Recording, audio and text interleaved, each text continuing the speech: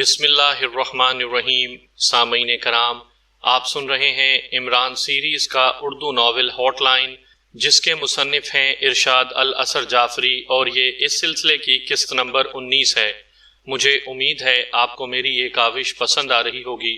آپ نے اگر ابھی تک میرا چینل کہانی گھر سبسکرائب نہیں کیا تو ابھی میرے چینل کو سبسکرائب کر کے بیل نوٹیفیکیشن آن کر لیجئے، تاکہ آنے والی ہر نئی کہانی کی اطلاع بر وقت آپ تک پہنچ سکے۔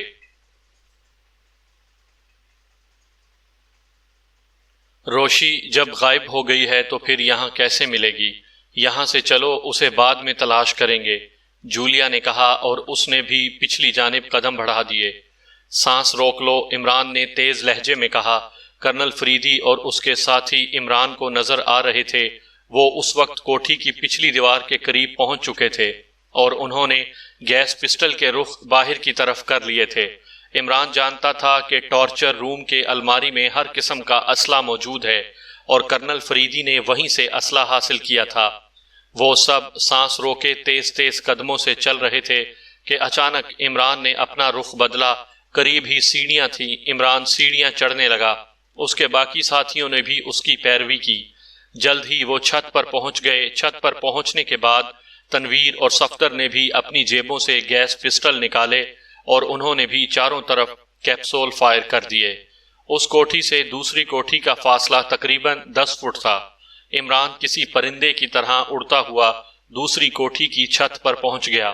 ایک ایک کر کے اس کے باقی ساتھی بھی اسی طرح دوسری کوٹھی کی چھت پر پہنچ گئے۔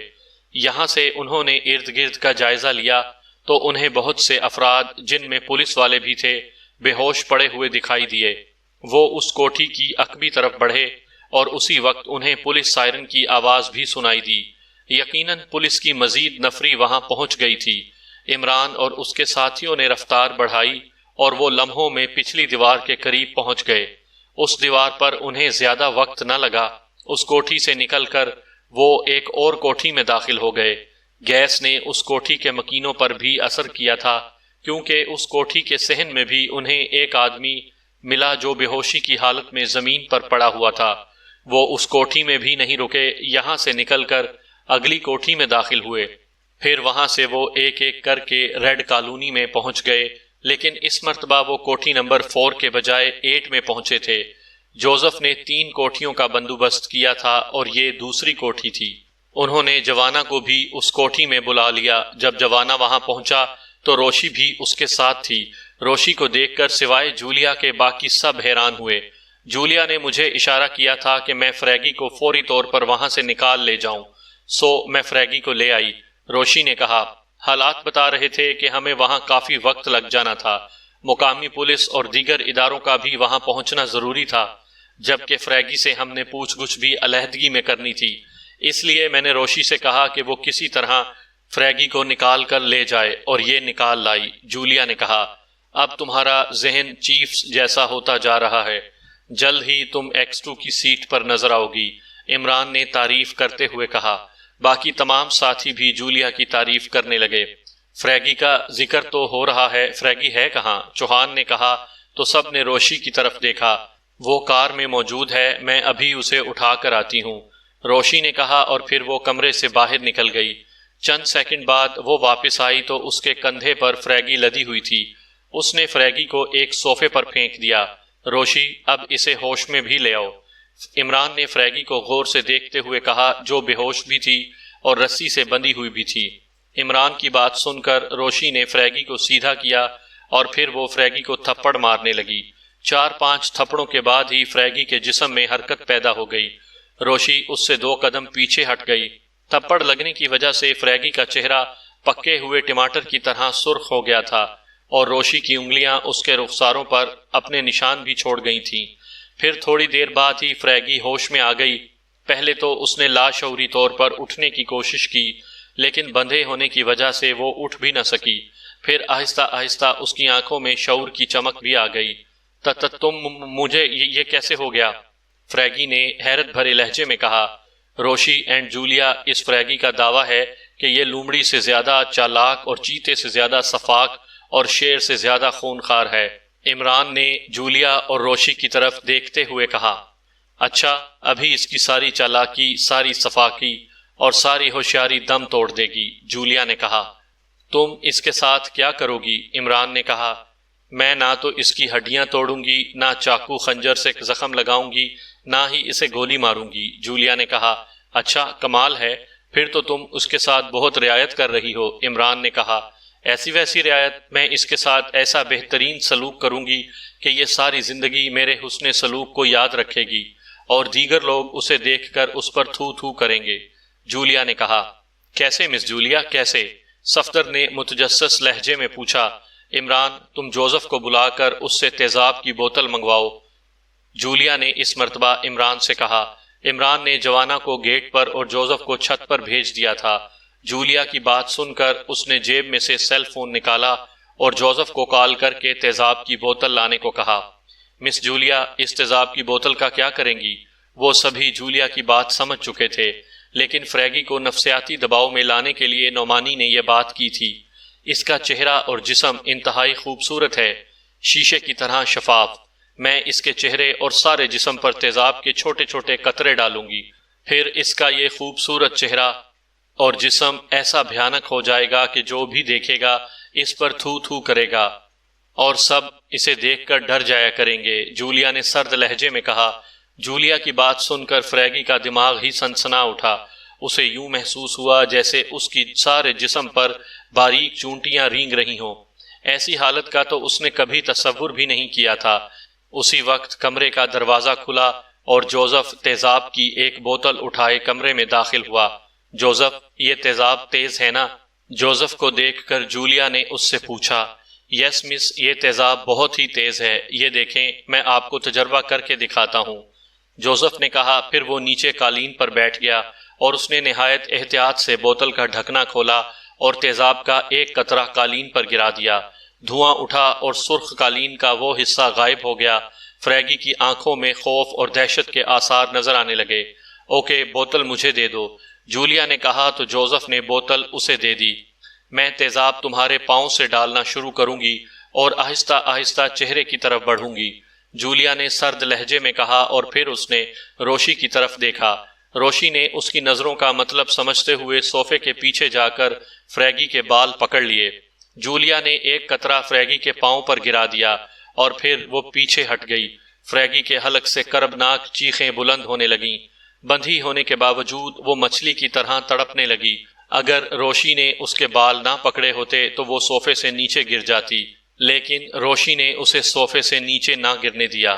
اسے قابو کر لو، اب میں اس کے دوسرے پاؤں پر تیزاب گراؤں گی، جولیا نے سرد لہجے میں کہا تو روشی نے فریگی کے جسم پر ہاتھ رکھ دیا۔ جولیا نے تیزاب کی بوتل اس کے پاؤں کی طرف بڑھائی۔ رک جاؤ، رک جاؤ، تم لوگ میرے ساتھ یہ ظلم کیوں کر رہے ہو؟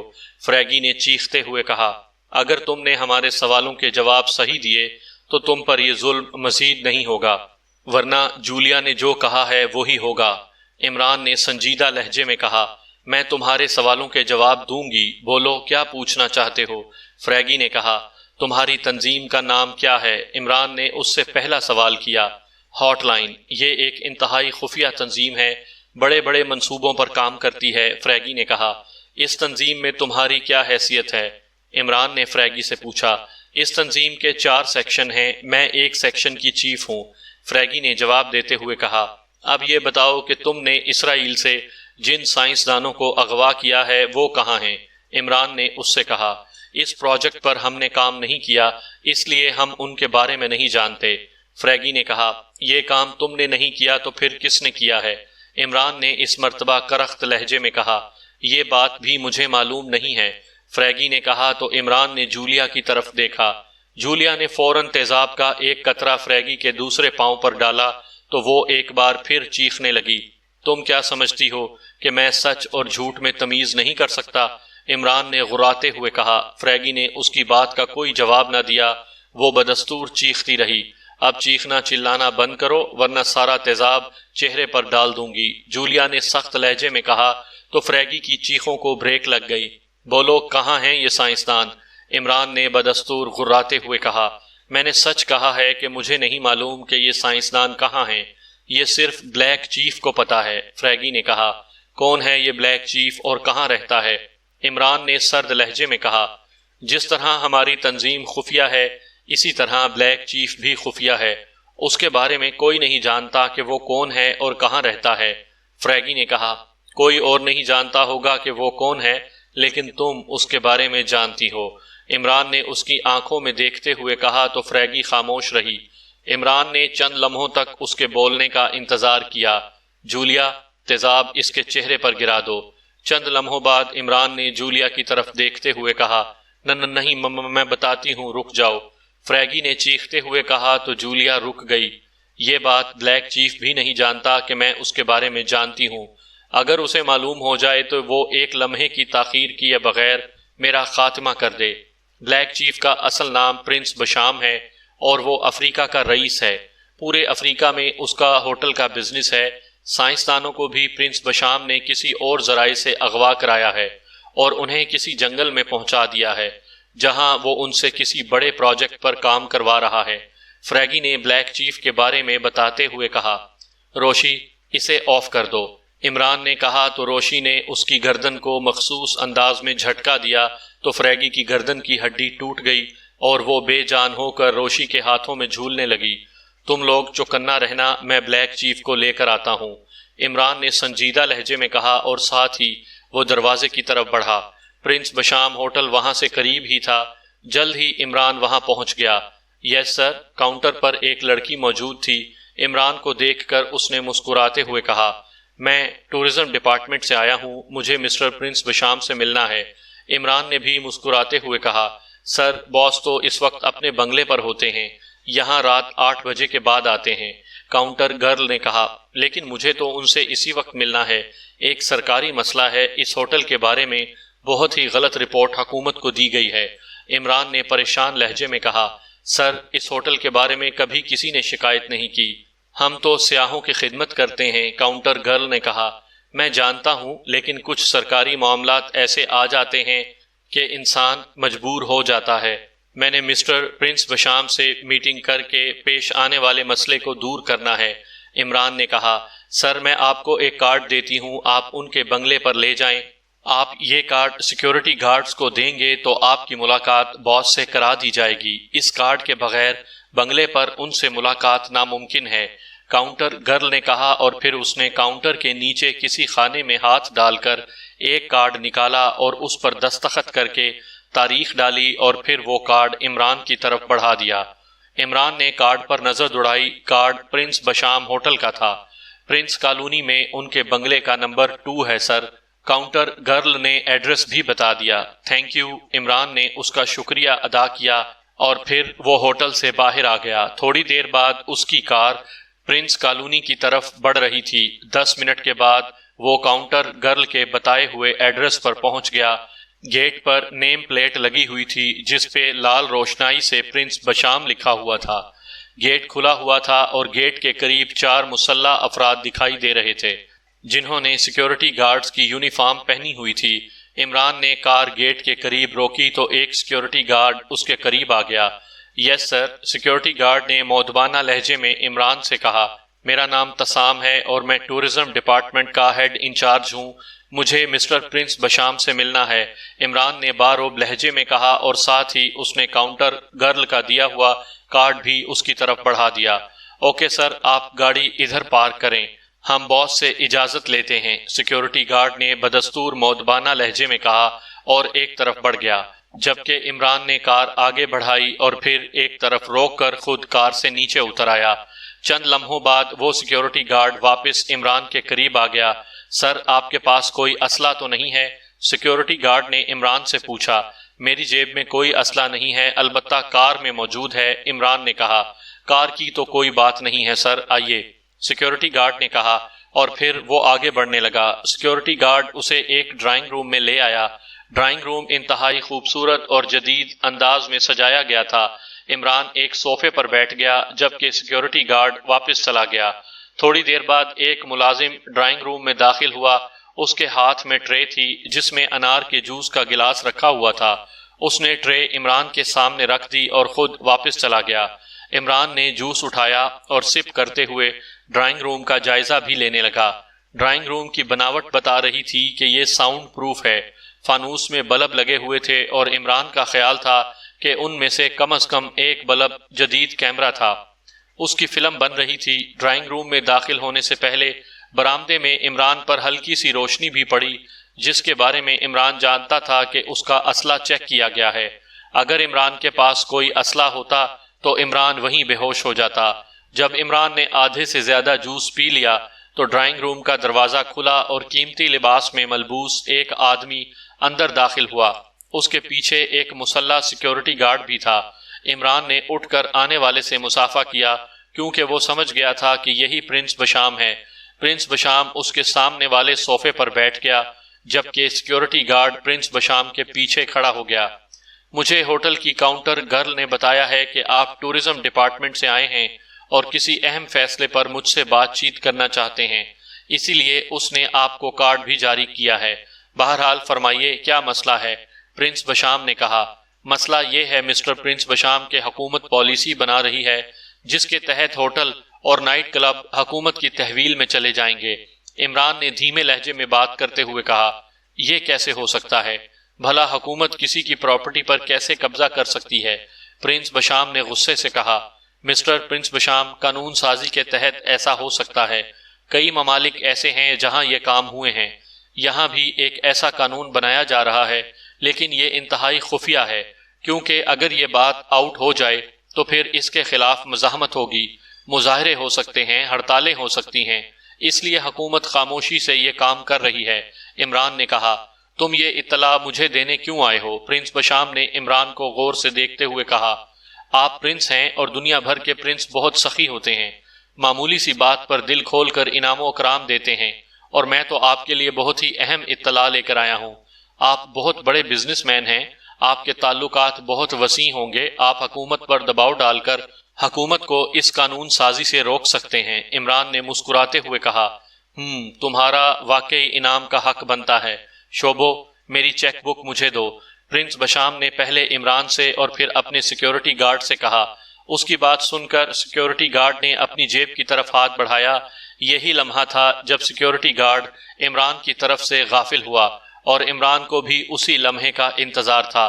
باقی تمام وقت اس کی نظریں عمران پر لگی رہی تھیں، اور اسے دیکھتے ہی عمران نے اندازہ لگا لیا تھا کہ یہ سیکیورٹی گارڈ بجلی سے بھی زیادہ تیز اور پھرتیلا ہو سکتا ہے۔ عمران کو یقین تھا کہ شعبوں سمیت یہاں موجود تمام سیکیورٹی گارڈ کسی سیکیورٹی کمپنی کے بجائے ہاٹ لائن کے آدمی تھے، لیکن انہوں نے یونیفارم گورنمنٹ کی رجسٹرڈ کمپنی کی پہنی ہوئی تھی، لیکن شاید وہ پرنس بشام کی بلیک چیف والی حیثیت سے واقف نہیں تھے۔ جیسے ہی پرنس بشام اور شعبو اس کی طرف سے غافل ہوئے، عمران برق رفتاری سے حرکت میں آیا۔ وہ صوفے پر بیٹھے بیٹھے ہی اچھلا اور شعبو کے سینے سے جا ٹکرایا، جبکہ اس کے بوٹ کی ٹوہ پوری قوت سے پرنس بشام کی کن پٹی پر پڑی۔ پرنس بشام صوفے سمیت الٹ گیا، صوفہ اس کے اوپر آ گیا۔ سینے پر لگنے والی ٹکر کی وجہ سے شعبو فرش پر گرتا چلا گیا۔ اسی دوران عمران نے اس کے ہاتھ میں موجود مشین پسٹل اس سے چھین لیا۔ اس کے ساتھ ہی تڑ تڑ کی آواز گونجی اور شعبو کی چیخیں بھی بلند ہوئیں۔ عمران نے مشین پسٹل کا رخ چھت پر لگے بلبوں کی طرف کر کے بھی ٹریگر دبا دیا۔ گولیاں چلنے کے دھماکوں کے ساتھ ساتھ بلب ٹوٹنے کے بھی دھماکے ہوئے۔ عمران کی یہ ساری کارروائی 1 سیکنڈ سے بھی کم وقت میں مکمل ہو گئی۔ پھر عمران نے پرنس بشام کی طرف دیکھا، جس نے صوفے کو دھکیل کر دور کر دیا تھا اور اٹھنے کی کوشش کر رہا تھا، لیکن عمران نے آگے بڑھ کر ایک بار پھر اس کی کن پٹی پر ٹھوکر رسید کر دی تو اسے ایسا محسوس ہوا جیسے اس کے کان پر پتھر آ لگا ہو۔ اس کی آنکھوں کے سامنے اندھیرا سا چھانے لگا، لیکن پرنس بشام نہایت ہی سخت جان ثابت ہوا، ورنہ اسے اسی ٹھوکر سے ہی بے ہوش ہو جانا چاہیے تھا۔ عمران نے ایک اور ٹھوکر اس کی کن پٹی پر رسید کر دی، اور اس ٹھوکر نے پرنس بشام کے دماغ کو مکمل طور پر اندھیرے میں دھکیل دیا۔ جیسے ہی وہ بے ہوش ہوا، عمران نے اس کی ٹائی اتاری اور اس کے ہاتھ پشت پر کر کے باندھ دیے۔ اس کے بعد اس نے پرنس بشام کی جیبوں کی تلاشی لی۔ اس کی جیب سے ایک مشین پسٹل اور ایک سیل فون برآمد ہوا، تو عمران نے فون بک میموری چیک کی۔ فون بک میں ایک نمبر گیٹ سیکیورٹی کے نام سے محفوظ تھا۔ عمران نے کال اوکے کا بٹن دبایا تو چند لمحوں بعد دوسری طرف بیل جانے لگی۔ یس باس۔ دوسری طرف سے کال ریسیو ہونے کے بعد مؤدبانہ آواز سنائی دی۔ سیکیورٹی کے تمام افراد کو ساتھ لے کر تم ڈرائنگ روم میں آ جاؤ۔ عمران نے پرنس بشام کی آواز میں اور تحکمانہ لہجے میں کہا۔ اوکے باس۔ دوسری طرف سے مودبانہ لہجے میں کہا گیا تو عمران نے کال کاٹ دی اور پھر بے ہوش پرنس بشام اور شعبوں کی لاش کو اس نے صوفوں کے پیچھے چھپا دیا۔ تھوڑی دیر بعد دروازے پر دستک ہوئی تو عمران اٹھ کر دروازے پر آیا اور پھر اس نے دروازہ کھولا تو 12 آدمی کمرے میں داخل ہو گئے۔ باس کہاں ہیں؟ ایک سیکیورٹی گارڈ نے عمران کی طرف دیکھتے ہوئے کہا۔ اس طرف۔ عمران نے ایک صوفے کی طرف اشارہ کرتے ہوئے کہا، لیکن سیکیورٹی گارڈ کو عمران کی بات سمجھ نہ آئی۔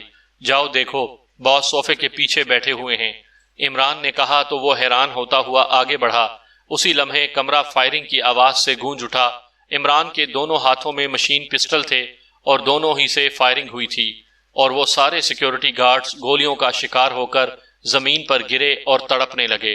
عمران نے پرنس بشام کو اٹھایا اور اپنی کار تک پہنچ گیا۔ اس نے پرنس بشام کو پچھلی سیٹ پر ڈالا اور پھر اس کی نبض چیک کی۔ نبض کے مطابق اسے ہوش آنے ہی والا تھا۔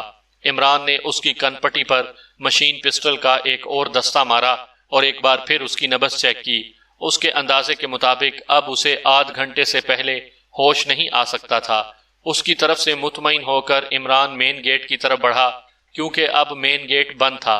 عمران نے مین گیٹ کھولا اور پھر اپنی کار میں بیٹھ گیا اور پھر اس نے کار آگے بڑھا دی۔ تو یہ ہے بلیک چیف، ہاٹ لائن کا چیف۔ عمران اپنی کوٹھی میں پہنچا تو جولیا نے اسے غور سے دیکھتے ہوئے کہا، ہاں یہ ہے پرنس بشام عرف بلیک چیف۔ تنویر، اس کے ہاتھ اور پاؤں رسی سے باندھ دو اور پھر اسے ہوش میں لے آؤ۔ عمران نے سنجیدہ لہجے میں کہا تو تنویر میز کی طرف بڑھا جس کی دراز میں رسی کا بنڈل رکھا ہوا تھا۔ وہ رسی اٹھا کر لایا اور بلیک چیف کو باندھنے لگا، جبکہ عمران نے اپنا سیل فون نکال کر جوزف کے نمبرز پریس کیے۔ جوزف، کمرے میں آ جاؤ۔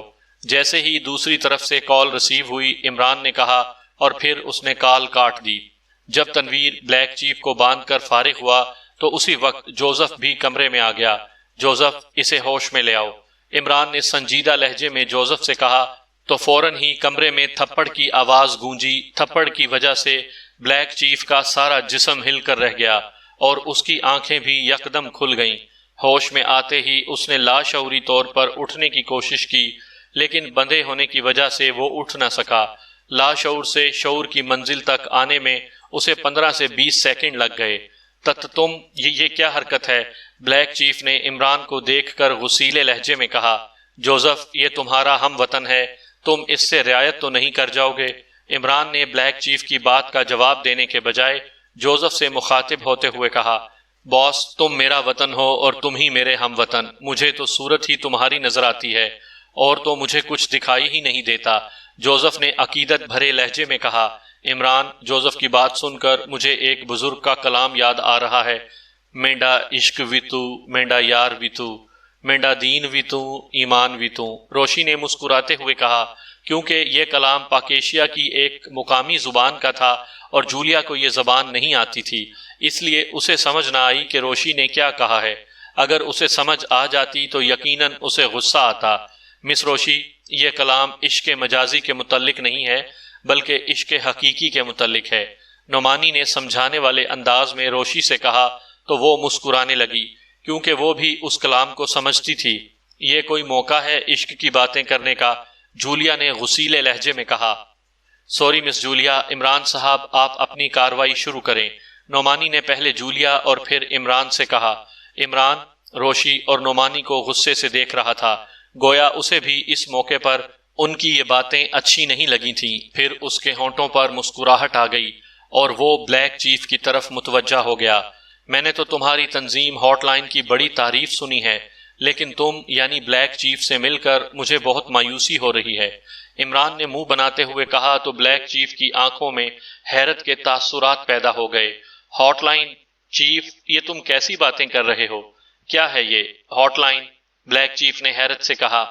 ہاٹ لائن ایک بین الاقوامی مجرم تنظیم ہے، اس کا ہیڈ کوارٹر افریقہ میں ہے، اور اس ہاٹ لائن نے اسرائیل میں ایک سائنس لیبارٹری تباہ کر کے وہاں سے چند سائنسدانوں کو اغوا کر کے یہاں لیرانی پہنچایا ہے۔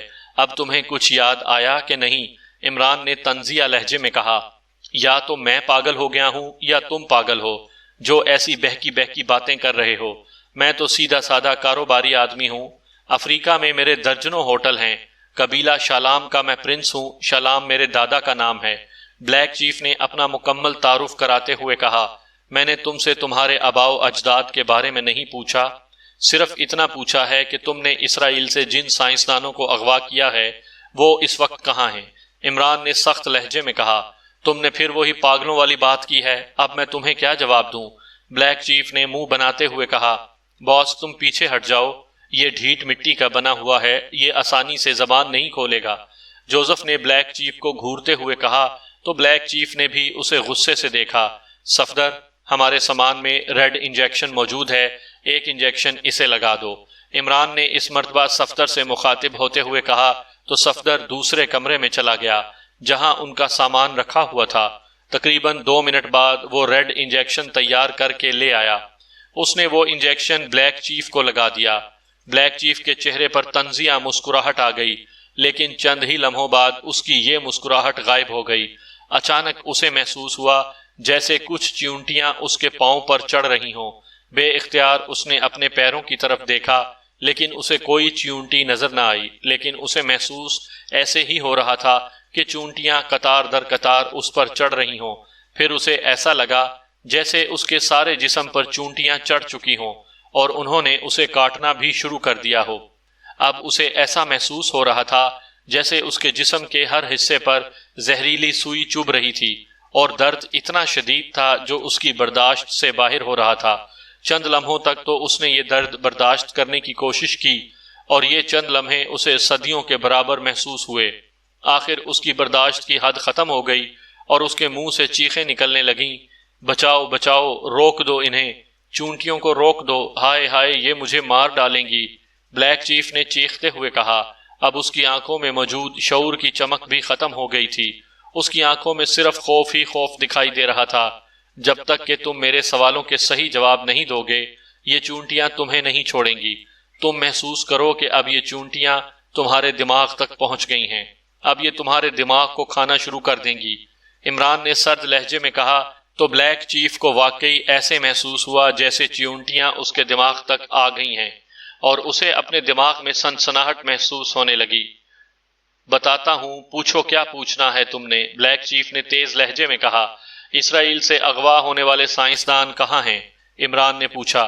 شالما جنگل میں ایک بلڈنگ ہے جسے اب لیبارٹری بنا دیا گیا ہے، سائنسدان وہاں ہیں، بلیک چیف نے کہا۔ مجھے تم ہاٹ لائن کے اصل چیف نہیں لگتے، کیا میرا شک درست ہے؟ عمران نے کہا۔ ہاں، میں ہاٹ لائن کا اصل چیف نہیں ہوں، بلیک چیف نے اثبات میں سر ہلاتے ہوئے کہا۔ پھر ہاٹ لائن کا اصل چیف کون ہے؟ عمران نے اس سے پوچھا۔ یہ مجھے بھی معلوم نہیں، میرے آفس میں بیل بجتی ہے تو میں کمپیوٹر آن کر دیتا ہوں، کمپیوٹر پر میرا رابطہ ہوتا ہے اور کمپیوٹر ہی سے مجھے ہدایات ملتی ہیں۔ کمپیوٹر پر ایک روبوٹ دکھائی دیتا ہے، روبوٹ کے ماتھے پر کبھی سپر باس لکھا ہوتا ہے، اس کا مطلب یہ ہوتا ہے کہ اب مجھ سے سپر باس مخاطب ہے۔ کبھی روبوٹ کے ماتھے پر بگ باس لکھا ہوتا ہے اور مجھے بتایا گیا ہے کہ ہمارا ایک سپریم باس بھی ہے، لیکن وہ آج تک مجھ سے مخاطب نہیں ہوا، بلیک چیف نے تفصیل بتاتے ہوئے کہا۔ اسرائیل کی سلور لیبارٹری کی سیکیورٹی ناقابل شکست تھی، پھر تم نے اسے کیسے تباہ کیا؟ بلیک چیف کے جواب دینے کے بعد عمران چند لمحوں سوچتا رہا، پھر اس نے ایک اور سوال پوچھا۔ اسے ہم نے تباہ نہیں کیا اور نہ ہی سائنسدانوں کو ہم نے اغوا کیا ہے، یہ کارروائی سپر باس نے اپنے کسی اور ذرائع سے کی ہے، بلیک چیف نے کہا، اور عمران نے محسوس کیا کہ وہ سچ بول رہا ہے۔ شالما جنگل میں وہ بلڈنگ کس جگہ ہے جہاں تم نے سائنسدانوں کو رکھا ہوا ہے؟ عمران نے پوچھا۔ افریقی ہونے کے باوجود میں کبھی شالما جنگل نہیں گیا اور اس جنگل میں کوئی جا بھی نہیں سکتا، وہ اتنا خطرناک ہے کہ انسانوں کا وہاں زندہ رہنا ممکن نہیں۔ اب مجھے اس عذاب سے چھٹکارا دلاؤ، مجھے جو کچھ معلوم تھا وہ میں نے تمہیں بتا دیا، اس سے زیادہ مجھے معلوم نہیں، بلیک چیف نے چیختے ہوئے کہا۔ جوزف، اسے درد سے نجات دلا دو، عمران نے سنجیدہ لہجے میں کہا۔ جوزف عمران کا مزاج آشنا تھا، لہٰذا جیسے ہی عمران نے بات مکمل کی، جوزف آگے بڑھا، اس نے بلیک چیف کی گردن کو مخصوص جھٹکا دیا تو ہڈی ٹوٹنے کی آواز سب نے سنی۔ بلیک چیف کی کربناک چیخ بلند ہوئی اور بندھا ہونے کے باوجود بھی وہ تڑپنے لگا۔ بڑا عجیب سا کیس ہے، ابھی تک ہمیں یہ بھی معلوم نہیں ہو سکا کہ اغوا شدہ سائنسدان آخر ہیں کہاں؟ کیپٹن حمید نے طارق صاحب کی طرف دیکھتے ہوئے کہا۔ سوائے کرنل فریدی کے وہ سب اس وقت ریڈ کالونی کی کوٹھی نمبر 101 میں بیٹھے ہوئے تھے۔